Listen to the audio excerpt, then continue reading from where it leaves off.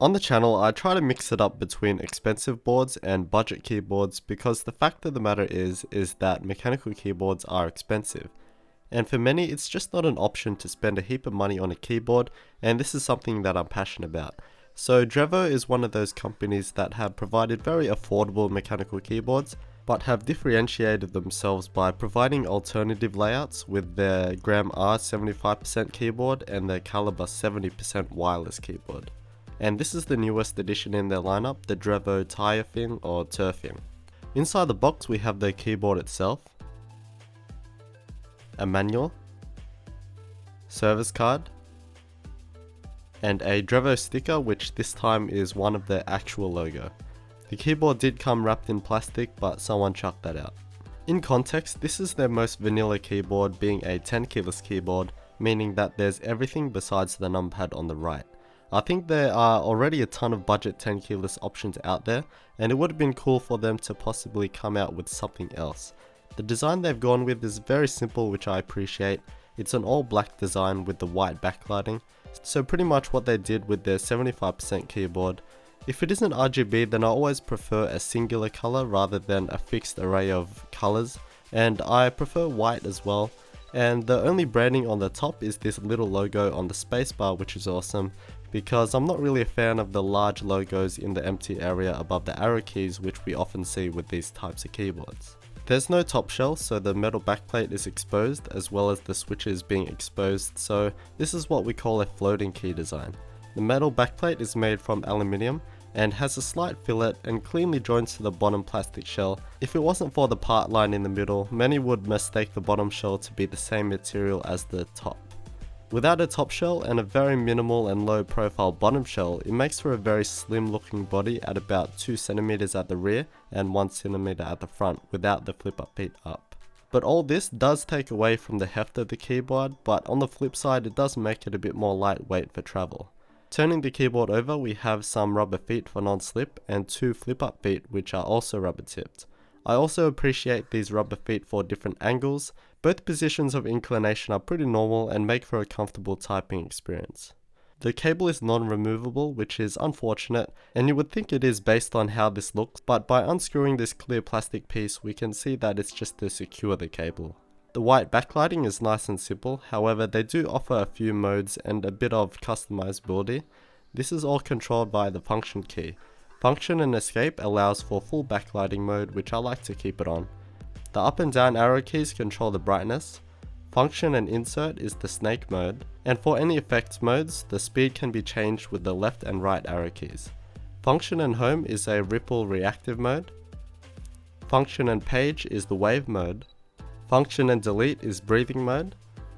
Function and page down is single key reactive mode. And we can also customize our own lighting setup by pressing function and end, and just picking what you want on and off. There are a few shortcut keys as well as some handy multimedia keys on the function row. F12 also locks all the keys if you want to do that for some reason. We can swap the WASD keys and the directional arrow keys by pressing function and W, and to lock the Windows key we just press function and Windows. Taking off the keycaps we can see the key switches.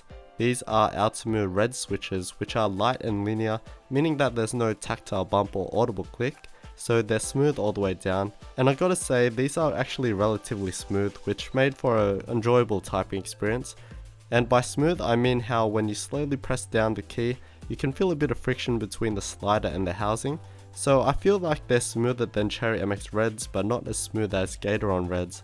However, this keyboard is available in browns, blacks and blues, and here's a quick sound test.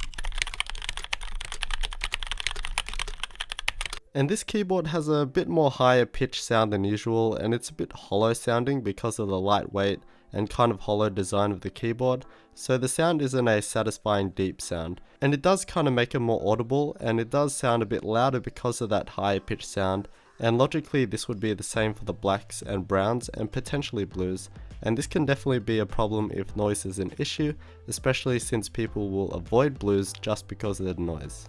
Looking at the keycaps, these are double shot ABS keycaps. Basically what this means is that the character is a different piece of plastic to the rest of the keycap, so it will never fade away, and the keycaps are pretty thin though, at about 1mm thick. The stabilized keys do have some rattle to them, and they are using cherry style stabilizers. Taking the keyboard apart is super simple, with just a couple of Phillips head screws under some keycaps. It comes apart in two pieces with the plastic bottom shell and the rest of it. The plastic bottom shell is very shallow as we can see, providing just enough space for the keyboard itself. It does have some ribbing on the bottom surface, and the rim is at about 3mm thick, and it of course has some good flex to it. And here's the switches mounted onto the aluminium plate with the PCB under that. The aluminium plate is about 1mm thick, which is very common for these budget floating key design keyboards. The PCB looks pretty clean, and for each switch we have a diode, as well as through-hole LEDs rather than SMD LEDs, which are becoming increasingly popular. So overall it's just a really basic keyboard, and that's what the price reflects. They sell it for $40 US on Amazon, making it a true budget mechanical keyboard. There's honestly not too much bad to say about it. The build is a bit lightweight in comparison to other Tenkeyless keyboards, but it still has some heft to it. The typing sounds a bit hollow and a bit loud as explained before, so that may be an issue. But this is definitely one of the better looking budget Tenkeyless mechanical keyboards out there.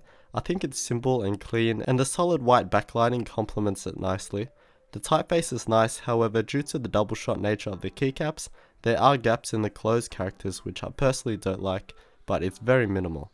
So if you're in a really strict budget, then this is definitely a solid choice, as are the other keyboards from Drevo.